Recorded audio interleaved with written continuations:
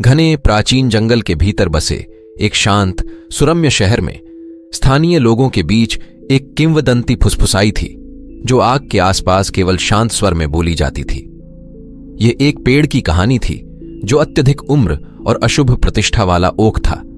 यह पेड़, जिसे शापित ओक के नाम से जाना जाता है, लंबा और नुकीला खड़ा था। इसकी शाखाएं चांदनी आकाश के सामने कंकाल की उंगलियों की तरह फैली हुई थीं। यह किंवदंती सदियों पहले शुरू हुई जब अफवाह थी कि एक दुष्ट जादूगर ने शहर में निवास कर लिया है। ऐसा माना जाता है कि इस जादूगर ने अपने विकृत दिल और काले जादू के प्रति रुचि के कारण गुस्से में आकर ओक को श्राप दे दिया था। ग्रामीणों ने दावा किया कि उसने अपनी पीड़ित आत्मा को पेड़ के साथ जोड़ दिया है और उसे हमेशा के लिए पीड़ा की पीड़ा से बांध दिया है। शापित ओक जल्द ही भय का एक भयावह प्रतीक बन गया। इसका विकृत रूप एक बार शांतिपूर्ण शहर पर एक भयानक छाया डाल रहा था। जैसे जैसे समय बीतता गया, दुर्भाग्य और मृत्यु की कहानियां पेड़ के चारों ओर घूमने लगीं। कुछ लोगों का मानना था कि ओक आपदाओं की भविष्यवाणी कर सकता है।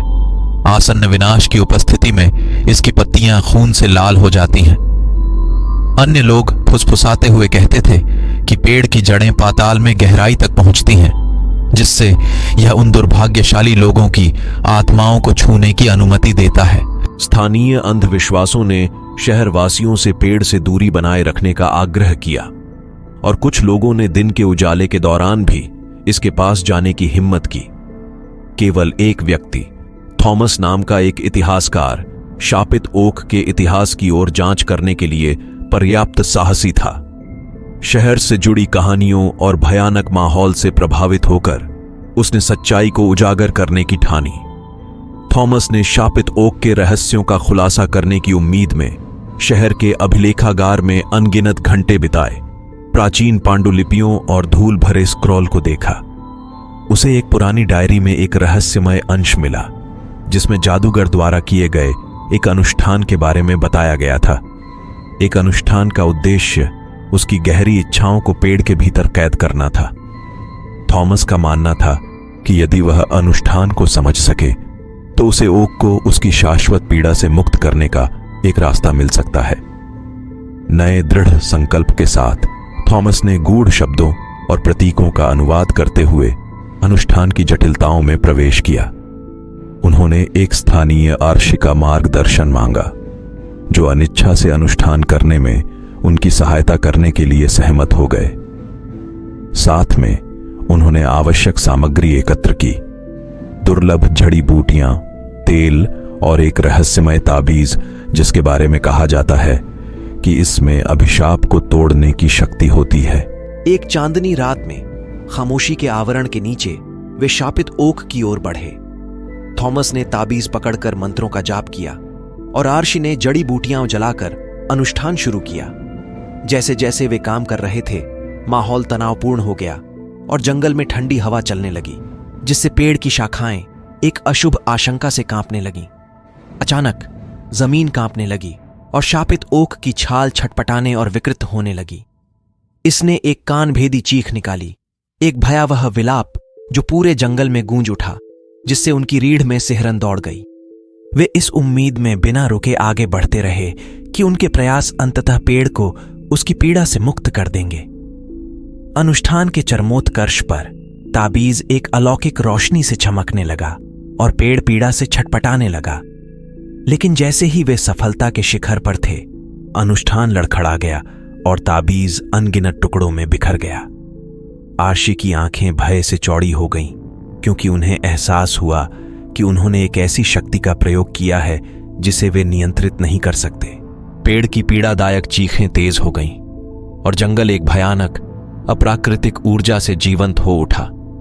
उनके नीचे की जमीन कांप उठी और शापित ओक की जड़ें धरती से उग आईं और सांपों की तरह उनकी ओर रेंगने लगीं।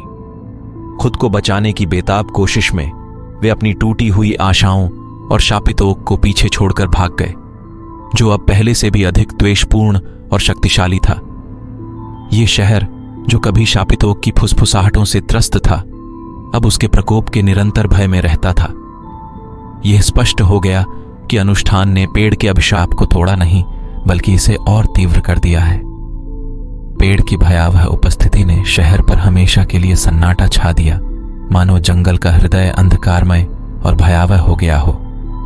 शापित ओक की पत्तियां गहरे लाल रंग की स्थायी छाया में बदल गईं और इसकी द्वेष भावना हवा में घुलने लगी, जिससे अजीब और परेशान करने वाली घटनाएं घटित होने लगीं। जानवर बिना किसी निशान के गायब हो गए, फसलें सूख गईं और लोगों ने रात में भूत या प्रेत और फुसफुसाहट की सूचना दी। एक समय शांत रहने वाले इस शहर में अब कोई शांति नहीं थी और इसके निवासी अज्ञात के साथ छेड़छाड़ करने के अपने ही मूर्खतापूर्ण प्रयास से परेशान थे।